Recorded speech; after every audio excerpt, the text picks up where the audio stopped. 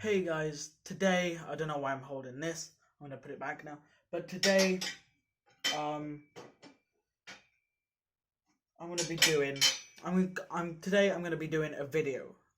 This video is gonna be about things that I've learned, about things like school, just being a teenager, basically, from starting secondary school and your time in secondary school, and outside of it as well, and how practically everything you do really affects that.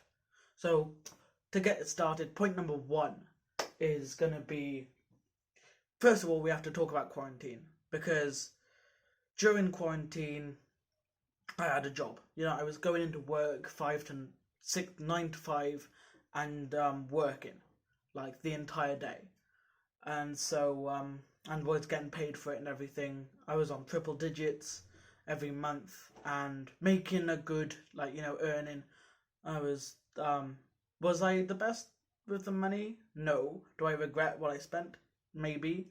But but two things I got out of that: a job in the bag for when I leave school, and and something to put on my CV. So whether I'm going to go back to that job when I leave school or not, I still have the fact that I made a living. I went to a job to put on my CV forever. That's not gonna go. That's not gonna go in when I leave school. Just because I did it when I was in school, that doesn't mean it doesn't count on your CV. And the thing I regret most is because during like summer holidays and everything, my nan, who gave me the opportunity to get that job and gave me that job practically, um, always offered to take me into work with her, and so that I could, make some money while I was off school. And do I regret not taking her up on that offer? Absolutely, because just I was making money, I was paying for my own stuff, I had independence, and it was one of the best feelings I had. And instead of, during the summer holidays, the first week I was like, oh, I'm so bored of sitting on my ass all day playing PlayStation, and I just want to do something. I just want to go back into school. I just want to meet up with friends, even though they're busy sitting on their ass playing PlayStation or Xbox. So I want to do something else, and everybody's working and everything. But I decided not to take her up on that offer. So if if you know someone in your family, or you live with someone that has a job and offers you to go in with them, 100% take that offer, because you never know what that might lead to.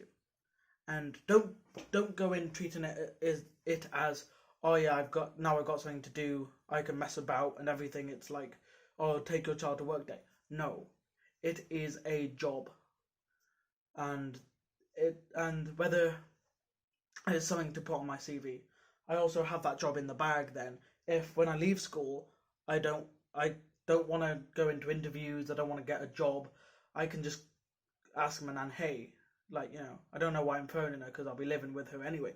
But hey, can I take you up on that offer of that job? And she's like, yeah, sure, because I did such a great job when I was working there, working 9 to 5 non-stop, that they went, hey, when you leave school, if you want to, you can always come back here. And if you don't want to, we'll write a positive review about you for your interviews or your CV or whatever. So that's in the bag. But it's just a great opportunity. Number two is always, and I mean always, make a good example with your teachers. Because whether outside of school, whether you tell, if you did something wrong, for example, no matter what you tell your friends you did, no matter what you tell other people outside of school what you did, as long as you're 100% real with the teachers, they will believe you. Because, you know, if you've done something wrong, tell them. Don't don't go don't go don't go, oh yeah, miss, I punched this kid in the face. But if they do ask you, just tell them. Be 100% real with them, because then they know they can rely on you to tell the right side of the story. Because you never know what that person that went to the teachers to tell on you, what they said. Because whether they said, oh yeah, Ben punched me in the face, or whether they went, oh yeah, Ben broke my arm, always be 100% with the teachers, because then they know when you're lying, and they know when you've done, and they know when you've done something wrong, and when you haven't done something wrong, because you'll tell them. And then it also makes it easier to lie.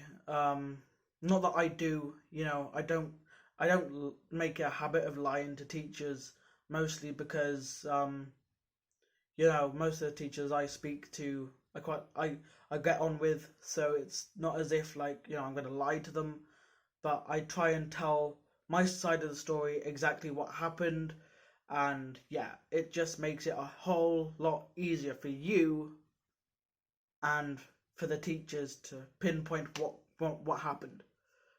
But yeah, it also helps to get on their good side, because then they know what you're like as a person, rather than what you're like just in school and everything like that, and outside of school. So it makes sense to get to know them, not get to know them, but make friends almost, be happy, be friendly, and it'll pay off whether you see it or not. It'll pay off. But point number 3 is simple. If there's a confrontation, don't get involved, because otherwise, if you're there, they'll assume you had something to do with it. Especially if you have a history of getting in confrontations, of being involved with confrontations. If you see one happening, don't get involved, because otherwise they'll take you out of class and you'll have to give your side of the story, which could take 5 to 10 minutes out of your day, out of your class, when you could be learning and doing a new topic. I'm sorry about the lighting, I can't really do anything about it, I just noticed. But yeah, anyway, do that. And that's about it, really. Just make sure you have the best time at secondary school you can, and always be ready to learn.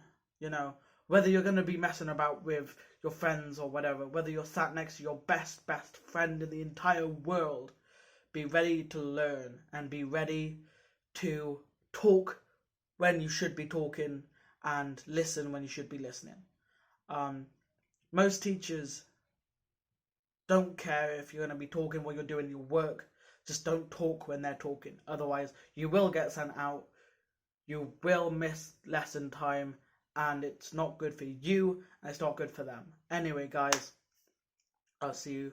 Wait, but before I go, I would just like to give a shout out to my Instagram.